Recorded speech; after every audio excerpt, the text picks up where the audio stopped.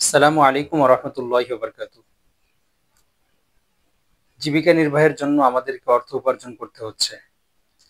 আর এই অর্থ উপার্জন করতে গিয়েই মানুষ তার মূল্যবান সম্পদ স্বাস্থ্যকে হারিয়ে ফেলতেছে এবং জীবনের শেষ পর্যায়ে গিয়ে আবার সেই স্বাস্থ্যকে ফিরিয়ে আনার জন্য সারা জীবনের উপার্জিত অর্থকে নষ্ট করে দিচ্ছে। আর এভাবেই একজন মানুষ জীবনের শেষ পর্যায়ে গিয়ে অসহায় হয়ে পড়তেছে।